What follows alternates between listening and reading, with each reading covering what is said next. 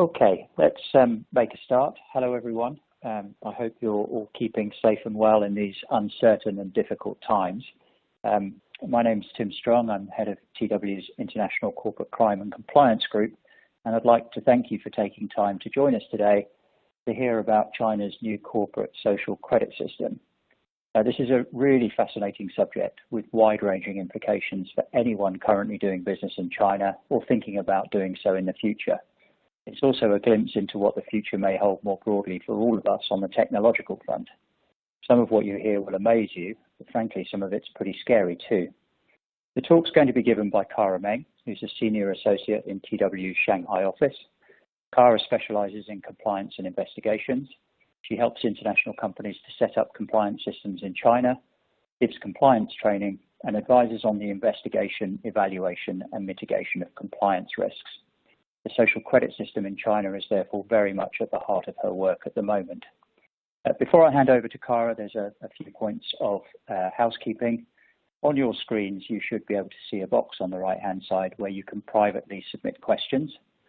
We'll be able to see who's asking what question, but the audience won't. And whilst Kara is talking, I'll monitor the questions and put them to Kara when I think best, either as we go along or at the end. I'll say sorry now if we don't get to every question, but we'll do our best. The session is being recorded and will be circulated afterwards, so you have a record of it and you can share it with colleagues if you wish. And we'll also send you a link to a short feedback survey so you can tell us how we did. So now I'll hand over to Kara, and I very much hope you enjoy what she has to say. Thank you, Tim, for the kind introduction.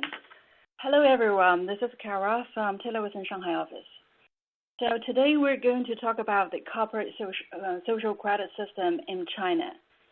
Before we get into any details, I would like to give you some flavor of how the social credit system is changing China. You know, we have many European-based clients. When they are in China, when they have disputes, sometimes they always tell us that, Kara, let's sue them. We have a winning case. But the thing is, we have to explain to them that even though you may have a winning case, but in the end, even with an effective judgment, the other side may simply very easily walk away from an already effective judgment. They can simply ignore that because in the past, the judges cannot do much to track down those people to make them perform. But the things has been changing since we have the social credit system in China. They have actually put in place quite some very interesting ways to track down those people. Those people in China, actually, we have a term called debits. So just try to imagine, if you are one of the people who really try to ignore the already effective judgment, and one day, starting from one day, then anyone who is calling you at your mobile, what they are going to hear from your mobile is not the regular ringing tone anymore, but a voice message saying, the person you're calling is a debit, a defaulter. Please urge him to behave. Let me tell you, this is really working and very embarrassing. So people were just lining in front of the banks and in front of the judges saying, just take my money, and stop it. That's one example of how the social credit system is working. Just because the debtors or the defaulters, their name was put into blacklist under the social credit system. Then now I'm going to show you the general picture of how the system is designed to work. Try to imagine if you are the central government of China and you would like to design a system to be able to track down the credit situation of every enterprise, what will be your very first move? In China, the very first thing they do is to assign a unified ID to each of the enterprise. Because, you know, in the past, each of the enterprises, they have totally different registration numbers. For example, at tax authority, at AIC, at custom, different ones. But now, after assigned with a unified ID, the different authorities will be able to know that who they are talking about when they communicate with each other. This is what happening in the past 2 or 3 years. Then, with the unified ID, when the enterprises are interacting with the public organs, for example, the government, when they are filing the tax, when they are doing litigation in the court, etc., certainly they need to submit certain information or data to such public organs. Then such information or data will be collected and consolidated in a place we call General Hub. Of course, it has an official name, which is much more formal. And this will be the main channel for the central government or the General Hub to collect information from enterprises. Then the enterprises, they may say that, okay, what you have about me is not actually who I am. I'm actually a much better enterprise than you think. So the enterprises are also encouraged to volunteer information to the General Hub. And the third channel will be very interesting, whistleblowing. So the central government now is encouraging whistleblowing information from the society, from everybody, which we will talk about later on. So with the three main channels to collect information, you can imagine that in the General Hub, the data is now already, we have already quite huge number of data there. Then what they are going to do with the huge number of data? They are going to mainly do three things. One is to make publicity, to public certain information, for example, basic registration information of the enterprises, penalties, approvals, etc. And then they are also going to catch or capture certain very serious behaviors, very good ones, very bad ones, with various of lists. We call that honor list or blacklist. They also have watch list. Basically, you can understand it as kind of a probation list. And this is for very serious behaviors of enterprises. Also, this is a widely reported credit rating. Means the government or different departments, even different level of governments, they are encouraged to give a score to each of the enterprises. In the end, the score will be shown in form of a certain classification, for example, A, B, C, D, sometimes even with an E. So those are the three types of things the central government is going to do with the data. One may ask us the question that, then what is the relationship between the lease and the credit rating? Actually, the lease is going to capture the very serious behaviors. So naturally, they are going to affect your credit rating because the credit rating is going to evaluate the overall good standing of the credit situation of certain enterprise or individual. So lease is definitely going to affect your credit rating, but it is not necessarily the other way around. At least means if you have a very poor credit rating result, it will not necessarily mean that you will then naturally end up in one of the blacklists. At least this is not the intention of the whole system. Then what the government is going to do with such a result, like publicity result, list result, and credit rating result? The whole idea or the core of the whole system is actually to invite everybody to join the system, to invite everyone to give good times to the good ones, to give hard times to the bad ones. So if you have a very high score or you are in one of the in the honor list, then you will enjoy the fast track. For example, when you are dealing with the government, when you want to change your business scope, in the past, the Chinese government, they always need everything in place, ready and complete before they can move on with the procedure. But now, if you have a very good rating result or in the honor list, then even though you don't have everything in place, you can just issue an undertaking saying, okay, I don't have everything yet, but I will submit later on. Then the government can already move on with your say, for example, change registration. That's a faster track. Then last inspection, this can be very important. For example, if you are top ranking in the customs, then legally speaking, you are able to enjoy a very, say, loosened inspection as less as 20% of the goods. Then, but that's about inspection. And also easier fundings. Because, you know, in China, most of the financial institutions are state-owned or stay as the majority shareholders. So they are requested to provide easier fundings to the ones with good, say, credit rating results or in the honor list. And also endorsement. This can be very helpful for especially the medium-sized ones. We have many European-based clients who are hidden champions in their niche markets. However, they don't have a very big name, for example, like the Fortune 500. So I can give you one example that we have one German client who is doing pretty well in Shanghai, and they want to expand their business to the neighboring province. When they are negotiating with the neighboring province authorities, because the local government, they have the freedom to decide what kind of favorable policy they can offer you. The local government they are dealing with actually has no idea who they are dealing with. Am I dealing with a good one or a bad one? And then we figure out that, okay, our client actually has 3 years of level A taxpayer in the honor list. That's kind of endorsement. So such records were presented to the local government of the neighboring province. And then the local government, the neighboring province government, they feel very much comfortable. And in the end, they also decided to offer a comparatively favorable policy to our client. So that's kind of official endorsement.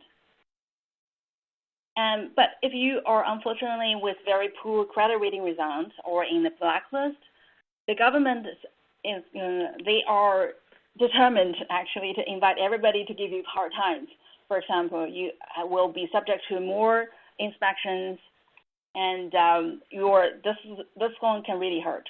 Like your legal representative or your responsible person, in many of the cases, can be legally they can be put into blacklisted too. So they are personally also facing some of the restrictions. For example, sometimes they cannot take, say, the top class in flight. They cannot travel in 5-star hotels, etc. Non-essential consumptions. And difficult in funding, easy to understand. And also bidding, procurement, market access restrictions. This one can be hurtful to your business because, in China, we basically can understand that the state is the biggest buyer. If you are in one of the blacklists and in the public procurement, the buyers are not supposed to even put you into the list of qualified bidders. That could be a big problem for the business, and even more to come. So that's basically how the government will do or are going to do with the data or with the credit rating, credit listing result. And but what the enterprises can do besides volunteer or providing information to the general hub, they can basically do two things. One is to make objections. They can say that, okay, I don't agree with your result. I don't deserve to be one of the blacklist, or you gave me the wrong credit rating result. They can make objections to the authorities who make the decisions. And they can also, for example, if they somehow already end up in the blacklist, but you know that every blacklist, there's a period of time, for example, 2 or 3 years. When you are still in the blacklist, everybody is supposed to give you hard times for the 2 or 3 years. Then some enterprises can simply choose to, okay, I need to repair my credit so as to end the blacklist soon. Means they want to get out of the blacklist soon. They can do the credit repair. Okay, so if we sit back to say, okay, how the system works. First step all right, Yes, sure. Sorry to interrupt. Can you just clarify it? Are Chinese and foreign companies treated exactly the same? I think so. So far, no different. We have not identified any real difference between, say, foreign invested companies or local companies. Thank you. Yeah, no problem. And so if we see back to see the whole process, first step will be information collection, and then to make certain publicity, and then for very serious behaviors to put into blacklist, honor list, or watch list. And for the general good standing of credit, every enterprise, even everybody, is supposed to have a credit rating result. And based on the rating result and the list, the government is inviting everybody, every public organ or even every private enterprises to give hard times or good times according to the results. and enterprises can do the objections and also can repair the credit. This is how the system is working. But the system is not developed in a, say, well-balanced way. If it's up to me, I would say that, okay, for the very first step, information collection, it's quite mature and established already. And for the publicity, and also already quite established. For the list, it is still developing, but there are already plenty of them. But for the most widely reported credit rating, actually, I think it's least developed because it's applicable to everyone. It simply means huge amount of work. So priority-wise, I would say that it is not on the top agenda of the whole system. This is how the system is working. Okay, then I have been actually asked the question a lot of times. So why Chinese government is doing so? Or just to try to control the enterprises? We need to actually look back at the history. The social credit system in China was actually not a new concept. It was known being there before 2011, but before 2011 March, it was only a concept in financial sector. Then in October, is when after the Communist Party of China hosted a conference regarding culture, I think, then this concept becomes a cultural-related term. And then in October 2011, the State Council started to prepare a 5-year, I think 6 or 5-year development plan for the social credit system. This is the blueprint, or this is the general development plan for the social credit system in China. And in this plan, this concept is now established to cover integrity of government, business, society, and judicial areas. So it's quite wide already. And then you may ask, what really happened in 2011 before October? Because most of us are lawyers or even compliance lawyers, we know that compliance policies are very much driven by scandals. So if you look back at China in 2011, we have plenty of scandals on that year or even before. For example, poisoned baby milk powders and ditch oils. I mean, some of the restaurants were found to cook with ditch oil, and some Red Cross manager showing off her luxury life in social media, etc. So you can see in many occasions, the then Prime Minister Wen Jiabao remarked that commercial fraud, counterfeiting goods, fraud in social welfare, academic misconduct, and so on, those vicious food safety incidents are enough to show that the lack of integrity and the declining of morality have reached a very serious point, and people are very dissatisfied. So, in a nutshell, the purpose of the whole system, to our understanding, was to design to restore trust and integrity in the society. Then I'm going to show you some examples of how the system is working in different process or sectors. The very first example will be like publicity. What kind of information will be published there? If you check the database of the social credit system by inserting company name, for example, now I'm giving you the company name of one very famous Chinese company, Leshi Holding Beijing Company Limited.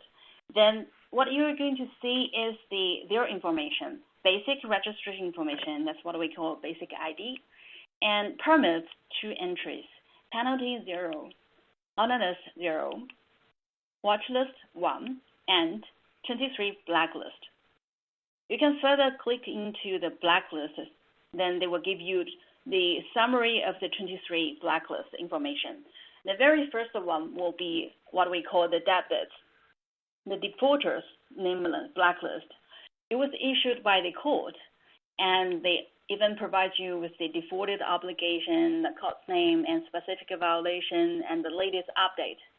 So by checking that, you can already have the general understanding of certain enterprise already. That's what is going to be published in the database. Everybody can check that. And then because even though we are talking about corporate social credit system for corporate today, but as we said, in the joint incentives or punishment part, legal representative or responsible person can also personally be affected. So I also got a lot of inquiry to say, okay, what exactly, if you are checking one individual in the system, what will be your records? So I actually checked mine. This is a report I got about my credit situation when I was checking in the database of Shanghai. So you see a report. In the upper part, you will see a basic information provides you with the name, gender, ID, and profile picture. I take my picture out because it's not flattering. And in the following part, you can also see the records. In my report, it says that the following information relating to the target, means me, Kara, in this case, is not identified by the time of the inquiry. So they are checking your information provided by the administrative organs for any supervision information. They are also checking whether you have any records provided by the judicial organ, judgment, enforcement, etc. And also they are checking whether you have any breach of contract information. Sometimes people get very nervous about that, but now for the time being, I think the breach of contract only refers to the situation of a breach of, say, public utility service provider contract. Means you don't pay your utility fees, then you will probably find your records here. That's more in public nature. So that's what one can check or see by checking individual in the database. Then, in short, what is going to be published? The good, the bad, the ID, the basic registration information. Okay, then now I'll give you some examples of list. First one will be on a list. They actually give you the database where you can you can input by name or by unified social credit number. Then they give you the records to say whether such target, they have any records of on a list. You can further click into the records. Most of them are actually, I think the honor list were provided by tax authority. This is the most active one. And I can also give you some examples of key blacklists. There are many different levels of blacklist, but the key ones include, for example, the top one will be the court defaulter blacklist. This is what we say about the debtors. The owner of the blacklist is the different courts. And then courts also issue a second blacklist. It's called non-essential consumption. And you also have for example, the not trustworthy entities in the financial sector, and you also have tax violation or customs violation or administration for market regulation. This is actually the authority in charge of anti-commercial bribery. And you also have no-fly list and no-train list, etc. And we also actually have the blacklist for government and SOEs, state-owned enterprises, because in China we have certain laws to protect the small and medium-sized enterprises, to prevent them from abusing their position to delay the payment to those SMEs. So some of the government and SOEs are also found in the blacklist. Of course, we can understand that such records, the list is really short. The government obviously are not really focusing or spending much efforts on producing a blacklist on themselves. And now I'm also going to show you some of the tools are using in the blacklist. For example, we have one real case here. One blacklisted person, a debtor, who is wandering in the shopping mall in Zhongshan Park area. Actually, that's the area now I'm sitting in. Suddenly, his face was recognized by the street camera, and because he is in the blacklist, such information was automatically pushed to the local policeman. And then this guy just found that the local policeman got him and sent him to the in charge judge. and the debit has to sit in front of judge saying, okay, I will not run away from the effective judgment anymore. I promise to pay back by when and when. So that's a real case where the street camera is working in the debit hunting. And I also took one picture actually by myself. This is one of the traffic lights in Shanghai downtown area.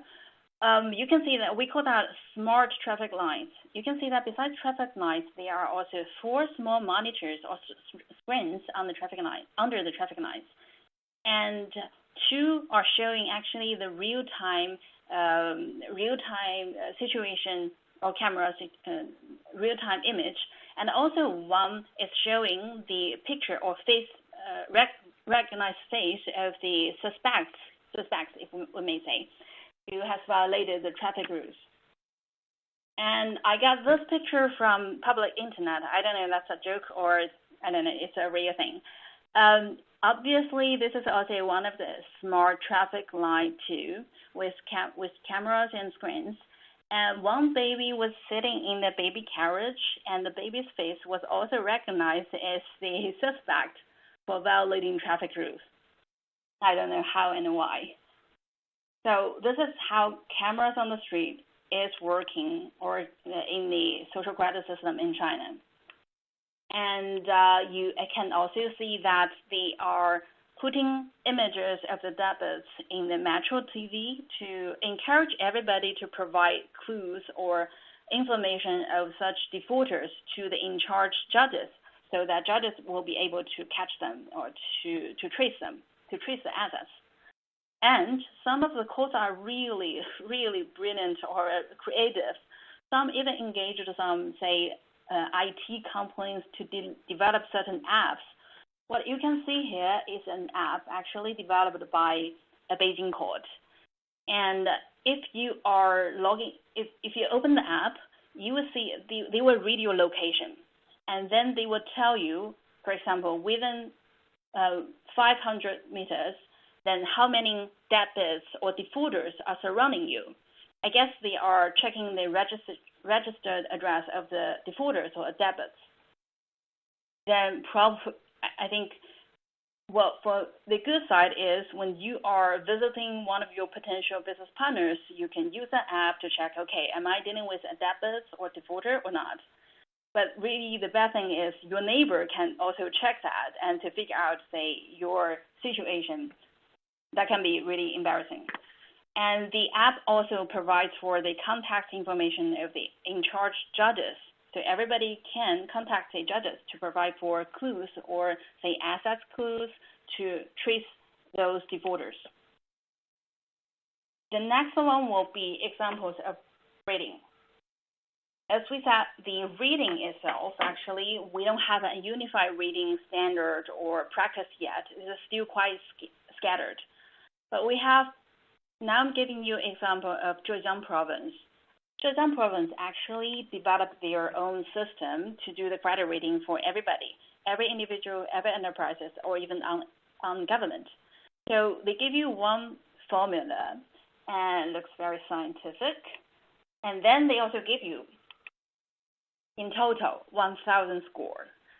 Then the 1,000 score will be divided into 16 indicators, each one with different weight. And actually, we checked all those indicators and figured out that, okay, it's actually not what people are thinking. Like every time when they talk about social credit system in China, they were saying, okay, are you really living in a Black Mirror episode where everybody is giving you a score and you can easily get a very poor score, so you will be, say, excluded from social life? That may not be the case may not be the right image or impression on social credit system in China. Actually, we did the checking to see and figure out that actually it's not difficult to secure a good rating result in Zhejiang, because in total you have 1,000 score. Below 700, you will get a bad classification, and between 7 and 800 is medium. Between 800 and 900 is good, above 900 is excellent. If you look at the indicators in detail, you will figure out that if you honor every of your already effective administrative or judicial decisions or judgments, then you can secure 590 already. That's not good enough. Sorry. And then if you don't end up in one of the blacklist, then you can arrive somewhere at 720. That's already medium. And if you don't have any incidents, when we say incidents in China, we mean like major fire incident, accidents, and production safety accidents, for example, one building collapse, something like that. And also, if you don't cheat your government by providing a fake undertaking, then you can arrive somewhere at 810. That's already very good. And then if you don't have any blacklist records for your branch companies or your legal representative, then you can arrive at 860. But if you really want to achieve an excellent, you need something positive, like a honest records, etc. So to our understanding, it seems that it's not so difficult to secure a good. And we checked the statistics of Zhejiang province for 2 years. It turned out that actually it fits pretty well with our understanding. So 1 point something lies in the excellent, and 0.1 or 0. I cannot recall exactly, something lies in the bad. So the rest of the part lies in the good and medium. So it's not so very difficult to secure a good or medium. Although this is only a local case for Zhejiang, but I would personally understand it as a good forecast for the future if there will be a unified credit rating system in China. Because if you design a system which is applicable to everyone, you need to give a score to everyone, but 90% of them cannot really pass or get a good or medium. It simply means that you cannot really differentiate from the really bad ones or those normal common ones. So that will be, to me like not a working system, a rating for rating. Then, okay, so the next one will be examples of joint incentives and punishment. As we said, that this actually is the whole idea or intention of the system. They want to give you different scores and different lists, and then based on such results, they are going to invite everybody, the phone carrier service companies, private or public, everybody to give you good time or hard time to reflect such results. So one real case is in Shanghai. We have one construction company and a chemical company. They were in litigation, and in the end, the construction company lose the litigation, but the construction company simply decided to ignore the judgment. So in the end, it ended up in one of the blacklists. And you know that for doing construction in China for each of the projects, before you can do any construction work, you need to get a construction permit at the authorities. So every time when the construction company was applying for the approval, the permit at the authority, the construction authority, because they have received the blacklist from the court, they have to reject the application. So basically it means it's out of the business model for the construction company at all. The construction company in the end, they have to really honor the already effective judgment and try to repair their credit so as to get out of the blacklist before they can move on with any of further, construction business. So this is how a blacklist can work in China. And you can see that in the past, it is only the court's problem or the judge's problem to get the judgment implemented. But now the construction authorities is also joining the party to give hard times to the construction company. Okay, the second example will be, we also have this time an individual blacklisted. And he also tried to walk away or run away from a judgment. And this person has a very rich wife, but the wife simply refused to help the husband to repay back the debts. And the judges then figure out that, okay, this couple, they actually have 2 kids studying in a private school. We know that private school in China is quite expensive. And once you're in the blacklist, you're not supposed to, one of the blacklists, if you still recall, we have the blacklist who is not supposed to continue with any non-essential consumption anymore. For example, the 5-star hotels or private schools. And then based on that, the judges talked to the private school owner to say, okay, you cannot have the 2 kids anymore. So the private school gave some pressure to the wife. Then the wife, in the end, decided to help the husband out by repaying back the debts. So this is also how private sectors are encouraged to also join the party to give hard times to the blacklisted people. And the third example is also quite interesting. We have that real case in Gansu province. They have a local tycoon producing cement, and this company has a minor violation in, I think it's in environmental protection. And they got this environmental protection penalty of 50,000 RMB, which is not much, and also a small money for the local tycoon. The local tycoon does not really try to run away from the penalty, actually. They pay the penalty, but somehow, I think this, according to some local rules, somehow such records still put the company into blacklist.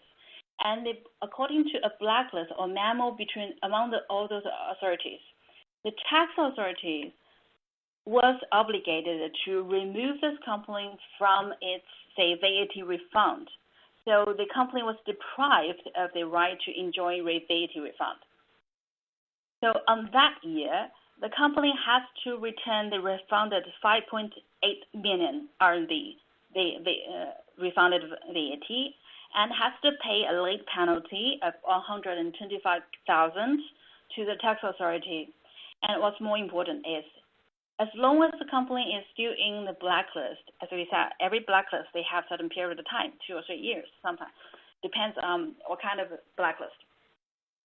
As long as the company is still in the blacklist, the company cannot enjoy VAT refund anymore. It means 5.8 million something every year for 2 to 3 years.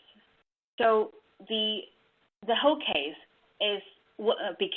was started from 50,000 RMB to, I think, more than 10 million RMB for several years.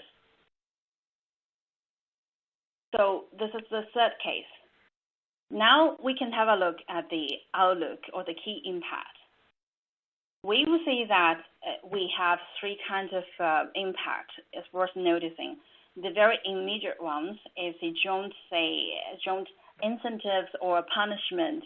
The government inviting everybody to join to give good times or hard times. That's the most immediate impact.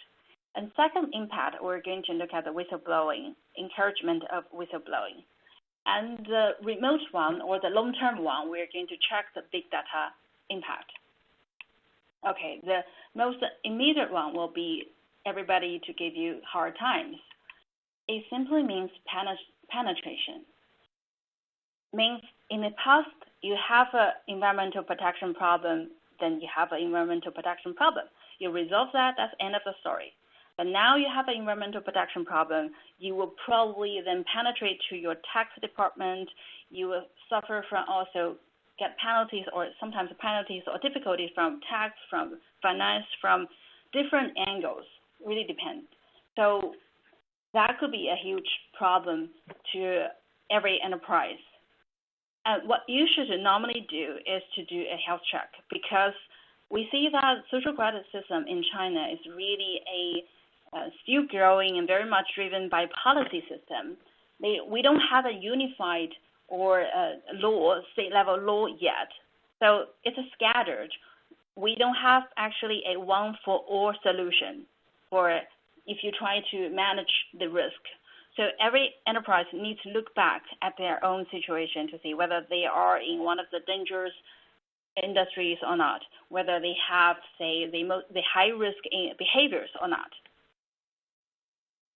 Then now we are currently supporting our clients, for example, some exhibition industry enterprises to tailor initial health check and risk map, and some machinery industry enterprises they actually are considering the bright side. They believe that they stand in a very compliant way, but they want to make use of that.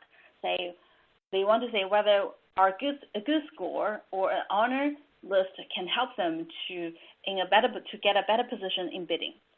And we are also advising some machinery industry in Jiangsu to designate an officer similar to compliance officer to monitor the credit situation of such enterprise. This is what people are doing here to respond to that. And now we are talking about the midterm impact, a potential surge of whistleblowing. Now, what you're looking at is a picture or some summary of whistleblowing tips received by SEC in 2019 from foreign countries and regions.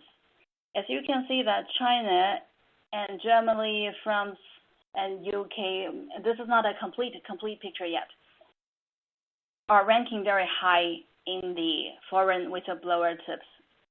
Means one can see that we respond very proactively to huge reward.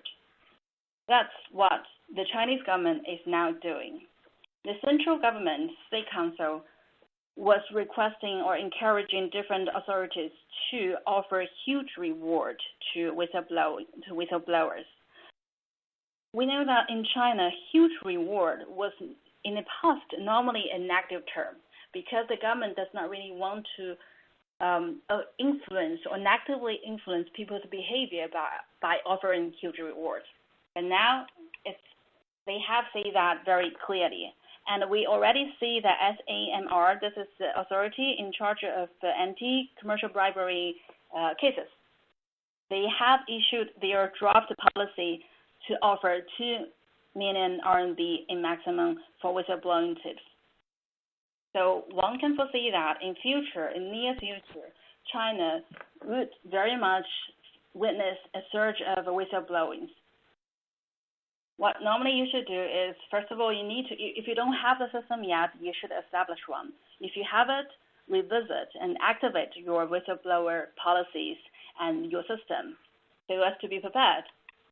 And you should do proper internal investigations so as to show best efforts to authorities and proper responding to down rate naturally, because more whistleblowing tips to the authorities, more down rates, that's natural. And proper findings to prove best efforts, as we said. And then in the long term, one can see also the potential impact of big data. Actually, I think before COVID-19, people have actually started to asking me, Kara, is that true that Chinese government is using big data and like artificial intelligence to monitor people's or enterprises' behaviors? At that time, before COVID-19, I would say they didn't go that far yet, because in the information or data collection phases, they are still following very much the old way or traditional way, sometimes even manually. So although big data was already used, but only in very small scale and the priority level in a very low level. But after COVID-19, our understanding is the things are changing, the tendency is changing. We can see from several cases or several reports that the major phone service carrier companies in China, they have been helping the government, local and central ones, by using big data to provide for the population movement situation information to the government, so that the government can monitor whether there's how many people or is there any people coming from the virus-hitting regions to neighboring places. So that's one very important use they had demonstrated in the COVID-19. And also in some local regions like Wuxi City, we have seen one case that there was one apartment and the government, they know the water consumption of everyone, of every household. But there was sudden increase of water consumption in one apartment, and then such sudden increase was viewed as an alert and pushed to the local officials. I think they have like a smart mobile, something like that, or app. Then the local official was instructed to go on site, knock on the door to check, okay, is there anybody coming and where they are coming from? Are they coming from the virus-ridden region or not? So you can see that in the night, I think it's 20:48 in the night, only after 10 minutes, the official already was knocking on the door of the apartment. So, and that's how the big data we're using in COVID-19. I think that kind of a usage impressed or really helped the government a lot in coping with COVID-19. And we already also see the policies issued by the government saying they are going to encourage or promote the use of big data for enterprises or in the future. I would say that even though in the past the priority of developing big data was probably very low, but now after COVID-19, definitely increasing. And we also see quite some summaries, even by the authorities, of how the big data can be used in compliance. For example, in environmental protection management, they can easily detect the emissions, pollutions in real time. And in government subsidies management, they can detect whether certain subsidies have been granted to not qualified receivers. And also in public procurement, this is where commercial bribery or in-compliance behaviors really happens a lot in this sector. And they are also checking by using big data to see whether they will be able to detect the splitting of projects to avoid, for example, threshold of management, and to check if they can detect certain pattern of collusion among certain certain bidders. So big data can really play a more and more important role in future in compliance, and this has already came to attention to the authorities. And the impact, because this is a long-term thing, I think no urgent action needs to be taken, but enterprises and as lawyers, service providers, we need to keep an eye on that to see how this thing is going to develop. As a general wrap-up, we will say that it's very similar to how you deal with a public safety crisis or COVID-19. Everybody should have the awareness what is really happening here and to understand the importance of the system and also to take actions. Actually, I think we have provided in Annex Part certain specific steps. For example, how to do your health check. Are you the main target of the system? What is your current profile? And what is your current standing? And what you need to do so as to invest in the future? Is that true? But we don't want to go to any details today. We will circulate the slides, and you will be able to see that also in Annex 2 part. Okay, so that's all from my end. And welcome any questions. Laura, thank you. One question that has come in, which is, you mentioned that when you're put on a blacklist, you remain there for a period of time. But the question really is it possible to get off the blacklist other than just waiting for the blacklist period to expire? Yes, you can do the credit repair, actually. So you can wait for it to expire, and also if the standard changes, for example, in the past, such a kind of behavior was qualified as blacklist, but now because of change of standards, it's not qualified anymore, and then you will drop out. And also, you can proactively repair your credit by talking to the authorities. It depends on what kind of blacklist or how serious the violation was. Sometimes you only need to prove that you have already paid off all the penalties, you've learned your lessons, and you should issue an undertaking. Sometimes enterprises need to take certain courses, training courses, so as to prove that they have really learned the lesson. Thank you. And then some of the consequences seem very severe. And do you think there's any prospect that over time, as this system develops and people get used to it, that the sort of punishments involved, the implications will be reviewed, and perhaps the consequences won't be so severe? I would say that it is still possible because, especially currently, the whole system is still very much policy driven, and each of the departments, central or local, and each of the authorities, local government, they are more or less doing their own pilot. This is how typically Chinese government is doing policy testing before they officially roll out a policy or law nationwide. They will encourage everybody to do their own test or pilot and to evaluate to see which way really works. If some of the consequences was really too severe and not balanced to the violation itself, I think people still have the chance to raise, say, objections or to make proposals to input to the government, and they are listening actually.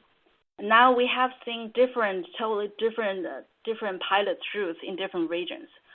It is still growing and still developing. And I think the central government is intentionally waiting until very end of the pilots before they will really roll out or draft a nationwide law to really make everything settled or fixed. Thank you. That's very helpful. Sorry, please carry on. No further. No. You have any further questions? I don't think we've got any more waiting, so thank you very much, Cara. We will wrap up there. We're almost at the end of our allotted hour. Thank you to those who joined. I hope that you found it interesting. Please do get in touch if you have any follow-up questions. We'll be delighted to try and answer them. As I said at the beginning, we will send out a recording of this. Please feel free to share it with colleagues if you think they will find it interesting. And there'll be a short feedback survey, and we'd very much like to know how you think we did. Thank you for joining us, and I wish you a good rest of the day. Thank you. Thank you, Tim. Thank you, everyone.